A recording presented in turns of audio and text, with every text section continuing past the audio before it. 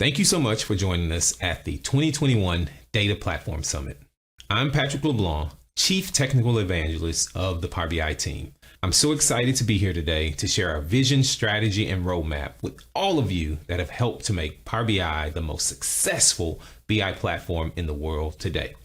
So you guys know how I like to do. Instead of all this talking, let's do what? Let's get into this. As you all know, the world that we know has changed and will forever be different from any normal that we have known. As Satya has said many times, we've seen 2 years worth of digital transformation in 2 months. So how has Microsoft pivoted, adjusted, and adapted to this new world? Let's start with the Power Platform.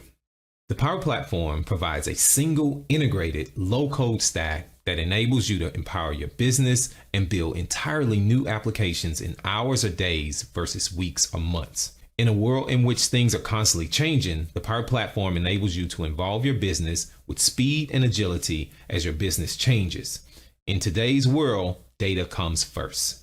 I've heard data coined as many things: oil, gas, even money. Regardless, it should be the first thing you think about in this new digital world. And not just from your transactional systems of record, but from the world around us, from the devices we use, from our homes, from our human interactions, basically everything. Our vision here in the PowerBI team is to help you drive a data culture where everyone can make every decision with data. This vision is really resonating with our customers. We're now into our 6th year of PowerBI, and PowerBI continues to grow at a staggering pace. What you see here is the actual monthly active usage chart of PowerBI, and you can see that our growth continues to skyrocket. Today, over 260,000 organizations in every country and in every industry use PowerBI. What's even more exciting for the PowerBI team, and for me personally, is the engagement and passion of the PowerBI community. Now, with 1.6 million members and over 300 user groups worldwide, with you all playing a big role in all of this. And as a community, you and all the other community members around the world have given us tons and tons of ideas to make PowerBI better. To be precise, we have over 95,000 users that have contributed to over 23,000 ideas on our site and voted more than 500,000 times. We absolutely love it. And remember, if you have an idea, go to ideas.powerbi.com and please submit it. We love to hear from you. Honestly, nothing gives the PowerBI team more pleasure than taking your votes off the table. What you see here is simply all of the capabilities that we've delivered in the last 2 years. As you know, we release new features in the PowerBI service every week and a new release of the PowerBI desktop every single month. And we have kept this pace of innovation for 6 years now. PowerBI is continuously growing, changing, evolving, all guided by your ideas. And this is a pace of innovation that has never been seen before in the industry and is yet to be matched by anyone else, especially our competitors. Because of this, Gartner put Microsoft Power BI front and center on both axes ahead of all the other players in the Magic Quadrant. And Forrester did the same thing, placing Microsoft Power BI as a clear leader on both axes. As a result, 97% of the Fortune 500 companies around the world use Power BI. And in many cases, they have standardized on Power BI with hundreds of thousands of users using Power BI on a daily basis. The rapid innovation and adoption is really a joint achievement. It's an achievement that has been accomplished with all of you leaning in and making Power BI not just Microsoft's product, but your product. So I wanted to give a big thank you on behalf of the Microsoft Power BI team. We are very, very grateful for everything that each of you do, and I just want to say thank you so much. So let me share a few thoughts about our areas of investment and where we're going with our vision. The first is driving a data culture for everyone. We want to empower every single individual so that they get instantly familiar experiences that are very much like Office, but they're infused with AI insights so that you can automatically discover patterns in your data. Second is we have integrated Power BI very deeply into Office. For example, if you're using Excel, Power BI datasets are just natively integrated so you can discover them, use them, and build pivot tables. All of the data is trusted, certified, and completely refreshed. And lastly, it's important that you can move from insight to action to automation. And that's where we've really invested deeply into integrating Power BI with its sister products, Power Apps, Power Automate, and Power Virtual Agent. So you can really complete the feedback loop, and it really takes your insights and translates them into action.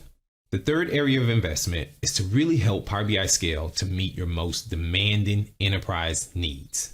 Here we have a comprehensive set of investments, everything from deep integration with the Azure Data Stack to self-service data prep directly on Azure Data Lake, Azure Synapse to enterprise-grade semantic models, pixel-perfect operational reporting, real-time analytic application lifecycle management, and so much more. With that, let's transition over to our roadmap and discuss some of the capabilities that will ship in the next couple of months.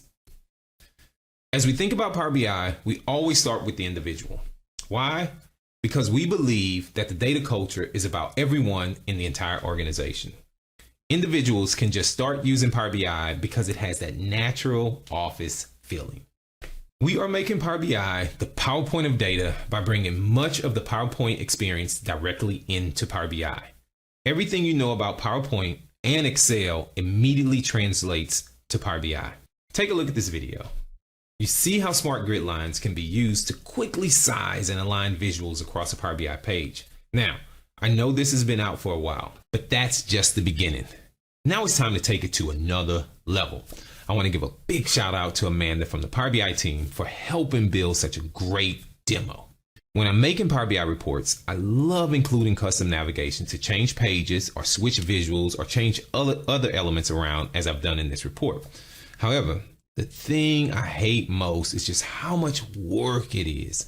It's so time consuming and tedious to layer the multiple buttons on top of each other and hide and unhide them as part of the bookmarks.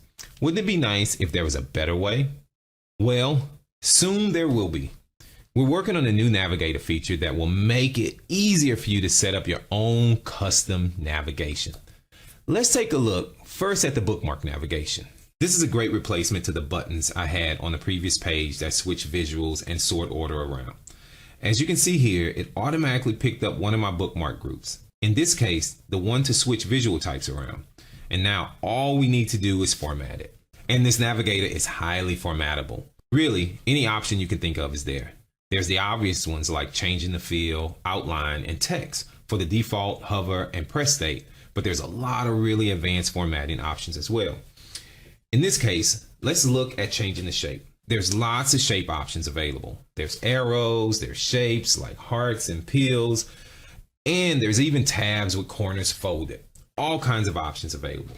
In my case, I want to go with the hexagon. And then I'm going to set the rounded edge to 5 and then turn off the shadow and replace it with the glow, which I will update the color of to match my outline. And now I have a really nice looking buttons on my page to switch the visual around. Let's quickly add one for the sorting control as well. So first thing I'm going to need to do here is update it to the point to the bookmark group that is related to the sort, and then I can start formatting it. In this case, I'm going to turn the shadow off, change the shape to the pentagon arrow, change the grid line layout to be vertical, and then change the pattern to be -5 so that they overlap a little. And then rotate the arrow 180 degrees. And now I have a really nice tab control to change my visual sort order. So this is really cool, but what about the most common use case for buttons? Page navigation. If overlapping buttons is the thing I hate the most, setting up page navigation is really a close second. It's so tedious to update the navigation anytime I want to add a page. I have to add a new button, resize all the other buttons, copy the changes to every page, and I have to do this every single time. But with the new page navigation, all that is handled for me automatically. You can see once I inserted, it automatically picked up all the pages in my report and detected that I was on the overview page. And as I copy this across all my pages, you'll see on each page, it automatically updates to show which one is the currently selected one. It's smart about the new pages as well. So if I go and add a new page, you see that it automatically added the new page to all the navigators. If I rename that page, it automatically updates the page name on all the navigators as well. And what if I rearrange them? Just move it and it automatically puts it in a new position. And finally, deleting it will remove it from the list and it automatically resizes the button. So it looks nice. Easy page navigation, just like that. It's bananas. It's bananas. So all this is great. It saves the report author a lot of time and provides an intuitive experience for the report consumers. But that's not all that this can do. You can also personalize the button so different users can see different pages using our custom navigation option. This is yet another feature that's on the top of the ideas form, number 3 to be precise. In this case, I want to set up my custom navigation so different departments in my company will see different pages. So what I've done is set up a table with just a list of all the page names, which I'll drag into the navigator. And then what I'll do is I'll set up row level security to manage the rules. In this case, I have 3. The finance department, I want them to see the overview and finance pages. The help group will see overview and vaccine and case details, and then leadership can see all pages. There's no filters on it. Now, as I change what role I'm in, you'll see that the buttons will automatically update and resize.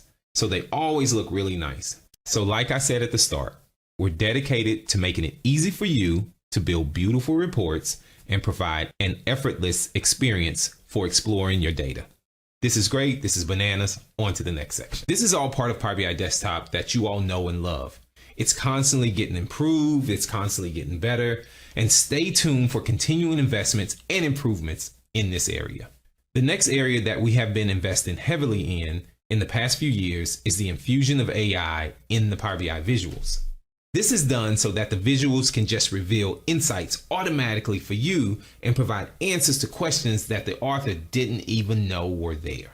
To do this, we introduce visuals such as a smart narrative, visual, and Q&A, which both have been out for a bit. We continued our investment by introducing the key influences visual, decomp tree, and direct integration with cognitive services, allowing individual developers the ability to call machine learning models and use the results as part of their dataset. But wait, there's more. We're now introducing automated insights. Automated insights combine all the Power BI functionality ranging from anomaly detection to smart narratives and the decomp tree into a single end-to-end experience directly centered to your needs. You can see in this video that when you open a report, Automated Insights runs behind the scenes and surfaces details that need your attention. You can also click into the new Get Insights button in the ribbon whenever you want to get additional insights about the visuals you're seeing.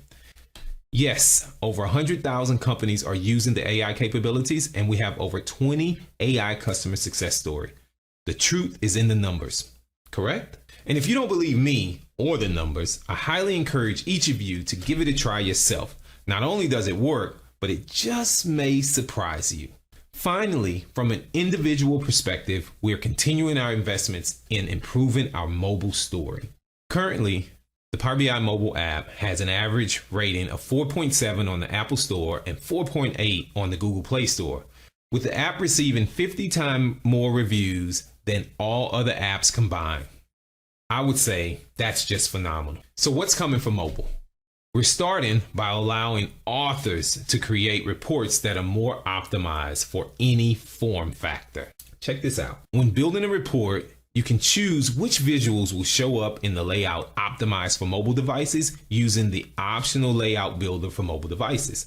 Coming soon, and as seen in this video, we will be enabling you to modify the properties of visuals to further optimize the appearance of mobile devices. Creators can modify fonts, colors, size, legends, and other things, making sure that your report will be optimized for mobile consumption. But we are not done. Now we are bringing Power BI to the digital world. All right, before I get into this, I want to give Will Thompson a big shout out for creating a great walkthrough of showing Power BI in the digital space. So you guys know what I like to do. Enough of all this talking. Let's just get into this demo. In this demo, I'm playing the part of someone running the mass vaccination site in downtown Seattle. I'm using the report to track how many patients were checking into the center, but I don't want to have to go back and forth to my desk every time I want to open this report. I need to be on the ground helping patients and clinical staff. In the Power BI mobile app, I can see the same reports. I have a diagram here of the lines where people are being checked in. But more than that, I can see it in the physical space. It's like all around me. So it's really located where the check-ins are happening. We're using spatial anchors to place the report in space. Now, I've been volunteering down at the vaccination center, and I'm helping people find their way around and check people in as they arrive for their appointment.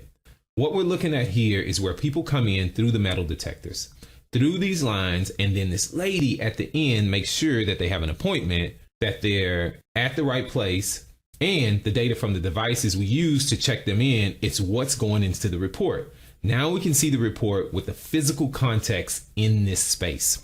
As I move the phone, it detects the surroundings, all the objects and the architecture to identify where the report is being placed. And then I can move, scale, rotate the report to place it where I want to see it. I lock it in place by moving the camera around.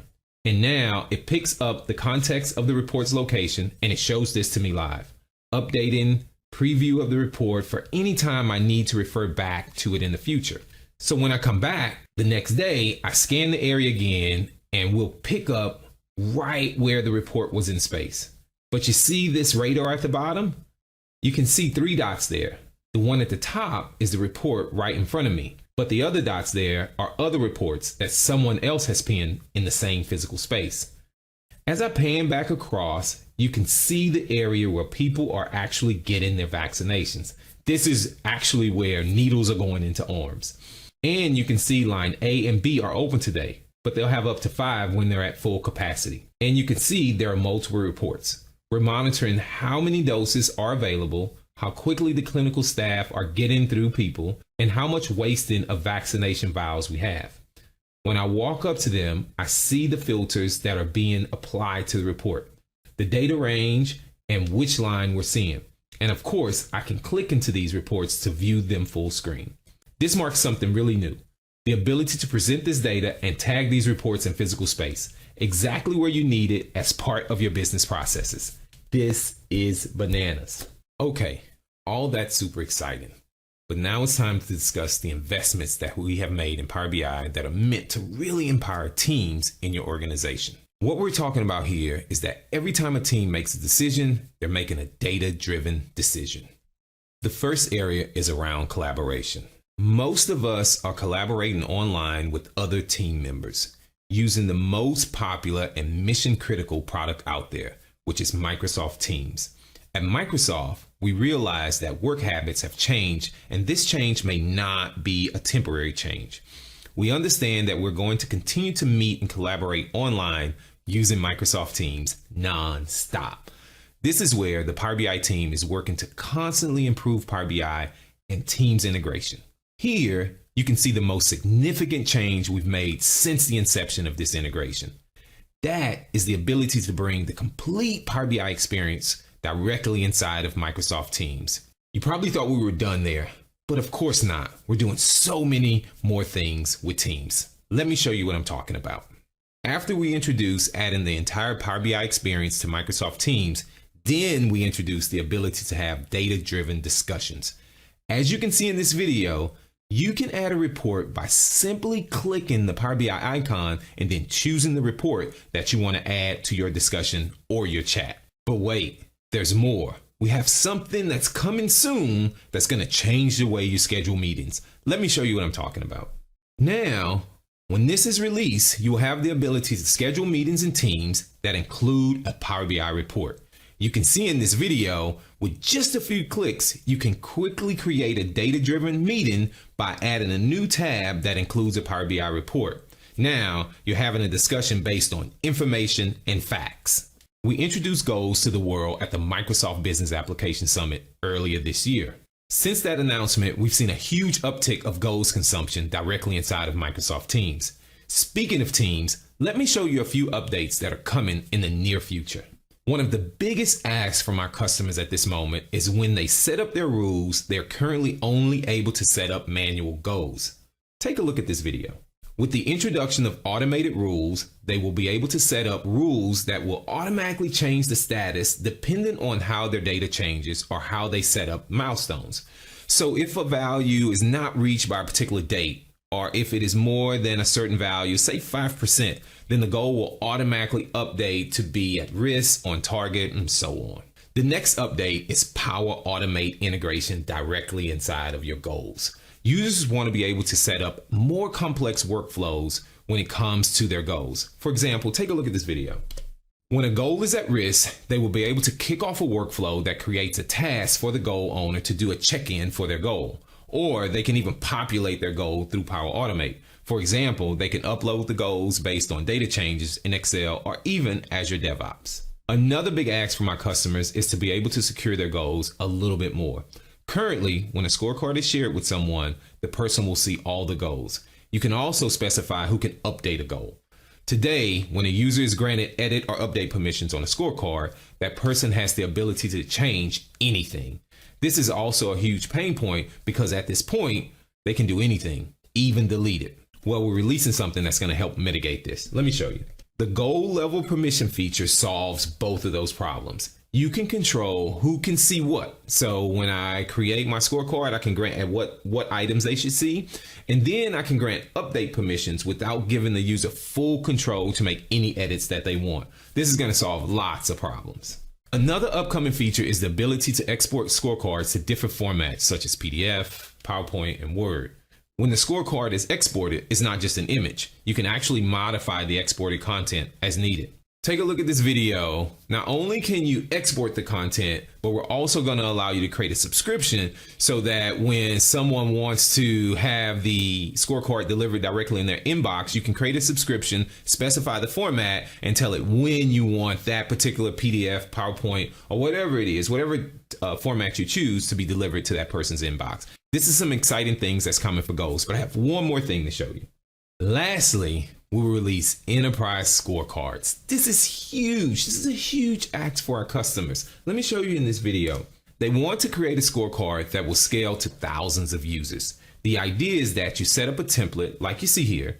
You have goals and you have sub goals, but then I can specify that I want this template to be broken down based on some hierarchy. Then using that hierarchy, users can filter the scorecard to see what is needed. It's just that simple. And now everyone can consume these templates across the organization. The second area of focus is productivity. This has been a major area of focus for the Power BI team. We have announced several enhancements recently, but the biggest one is Excel integration directly inside of Power BI. Here you can see a Power BI app that is launched directly from Teams. The app included an Excel workbook that is directly connected to a Power BI dataset deployed to the Power BI service. Consumers can quickly access their favorite Excel workbook and interact with the data as if they were using Excel directly on their desktop. Next, and this is coming soon, we're introducing storytelling with PowerPoint. Power BI will enable organizations that use PowerPoint to integrate Power BI report content directly into their presentations. When building their presentation, PowerPoint users can embed Power BI report pages or a specific bookmark report view. After it's embedded, the presentation creator can modify filters and interact with the content directly from within PowerPoint. Users who have access to the presentation will be able to view the content, and users who have access to Power BI will be able to interact and refresh that content. This feature enables easy and insightful data storytelling and integrates into the familiar PowerPoint experience. The final area for teams is, of course, action. We're continuing our deep integration with the Power Platform, allowing everyone to become creators without writing a single line of code. The latest innovation is the inclusion of the Power Automate visual directly in Power BI. We are empowering your end users to go from insight to action. With the new Power Automate visual, end users can run an automated flow all within a Power BI report. Furthermore, the executed flow can be data contextual, meaning that the flow inputs can be dynamic based on the filters set by the end user. Now, on to our last section, which is empowering every organization. There are many sections at this level, but I'm only going to focus on a few today. Let's start with trust and compliance. In this area, we're focusing on the end-to-end protection. We recently announced enhanced security and data loss prevention capabilities. Here you can see that Microsoft Power BI ensures the highest level of data security while bringing data insights to everyone across the organization. The first steps we took are the general availability of sensitivity labels in Power BI. supporting these capabilities with the respective APIs and securing the full data journey from Azure to Office. Recently announced, Power BI will allow you to find a mandatory label policy in your organization, as well as apply automatic label inheritance on downstream connected artifacts. As you can see here, with these capabilities, organizations will be able to ensure that all data used in the Power BI service or desktop is classified and remains protected. Basically, your data is protected at every point. Now, let's move on to the operations and auditability. Everyone wants to know everything about their Power BI deployment and for varying time ranges. With these new capabilities and enhancements, you will be able to do both. We have begun to update and modernize the Capacity Metrics app. You will also be able to provide 90 days of history and access built-in usage reports on aggregated or trend data and drill down to each individual page level view. Each page view will have performance information, including breakdowns of query and render duration. We will also release a new series of admin APIs to provide detailed visibility of access rights. You will be able to determine the users, groups, and permissions on a given Power BI artifact, such as a report, dashboard, dataset, data flow, app, workspace, capacity. You get it, just about anything. You can also specify all the content and permissions any specific user has access to and satisfy audit and compliance needs. In addition to that, we also announced the ability to integrate Azure Monitor with your premium capacities, allowing you to connect Power BI Premium or embedded environments to Azure Log Analytics workspaces. Log Analytics provides long-term data storage, retention policies, ad hoc query capability, and the ability to analyze activities in Power BI using a built-in connector. You will have access to detailed logs on analysis services dataset activity, capacity utilization, and report usage and performance in near real time. You will be able to view template reports and apps so you can understand how, when, and by whom content and resources are being consumed. Basically, you have the ability to gain insights on your insights. It's pretty cool. Now let's move into adoption. The question that I'm often asked is, Patrick, is there a way to see who's using what and what are they using? Of course there is. Let me show you. We're excited to announce the release of a new improved usage metrics report for Power BI reports in modern workspaces. If you're a Power BI report author, you're probably familiar with the existing usage metrics report. Beyond the capabilities of the existing report, which shows you how your reports are being used, who's using them, and whether they are accessed via the web or mobile app, the new and improved usage metrics now also enable you to keep an eye on report performance, which is key when you're trying to ensure that your report consumers have the best experience when accessing their Power BI artifacts.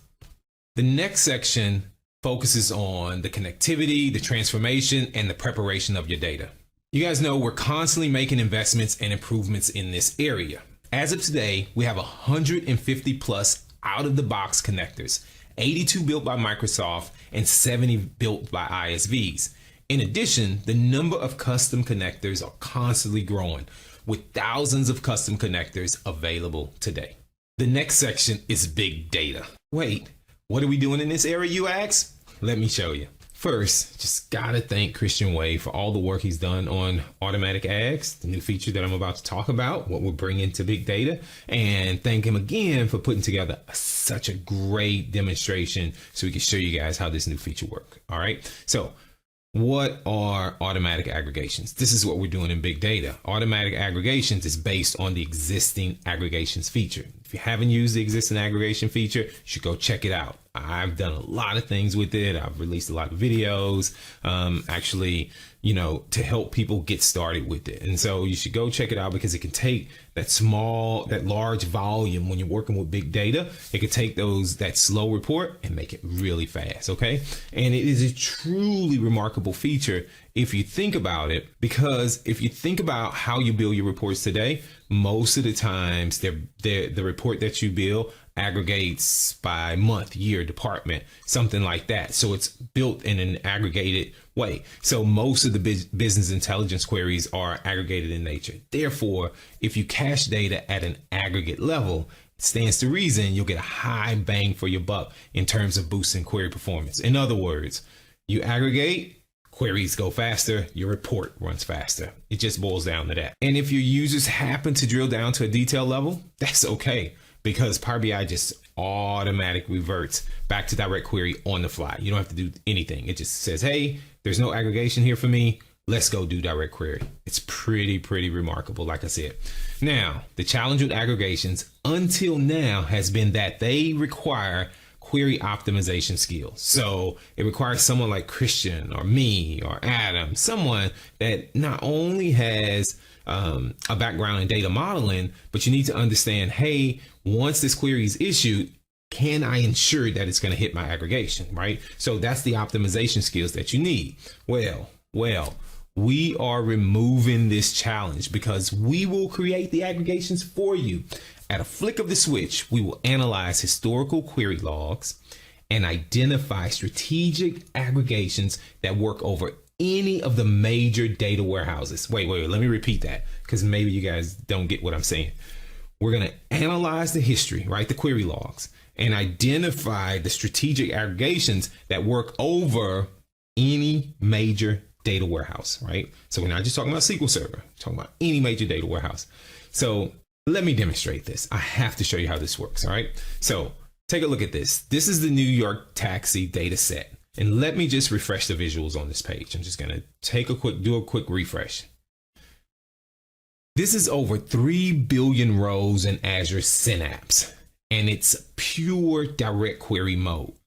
If you think about the volume of data coming back, and more importantly, the complexity of the queries required for this report, the query performance is actually quite reasonable. It's pretty fast. It's pretty fast if we think about how much data we have in our data set, in our data warehouse. But we know that business users in Power BI expect snappy, instant responses. They don't want to wait, right? They don't want to wait because if they have to wait, they go off and get a coffee and then they come back and it's still spinning. They're just going to close it and they're not going to use it. So there's definitely room for improvement. There's definitely room for improvement. As you can see, one of the visuals took over 30 seconds to refresh. 30 seconds. This is in milliseconds, all right? But it took 30 seconds. And if you interact with this visual on the report, further queries are generated and the experience is a little sluggish. So what can we do? How can we fix this? How do we solve this problem? We can come into the dataset settings and we can enable automatic aggregations. I'm so excited about this feature. The first time Christian told me about this, I was like, I can't wait to get my hands on it. I was like, open the door, Christian. I need to get my hands on this, okay?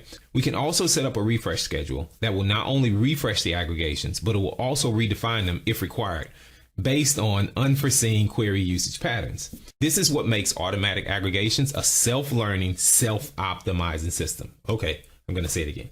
This is what makes automatic aggregations a self-learning and self-optimizing system. Here's an instance of the same reports that's pointing at the data set that's already been set up with automatic aggregations. As you can see, the query performance is much improved at just over 1 second, right? We went from 30 seconds to 1 second. We get nice interactivity, and if I happen to perform an action that generates a query that does not have an aggregation prepared, the system will revert back to direct query on the fly. You don't have to do anything. It'll handle it for you. And it'll keep track of that query. So hopefully the next time a user performs that interaction, there will be an aggregation prepared. So the user experience is dramatically improved.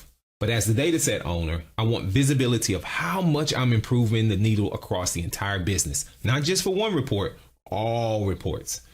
So I'm going to come back into the dataset setting for the one that's already set up. And I get this beautiful lift chart.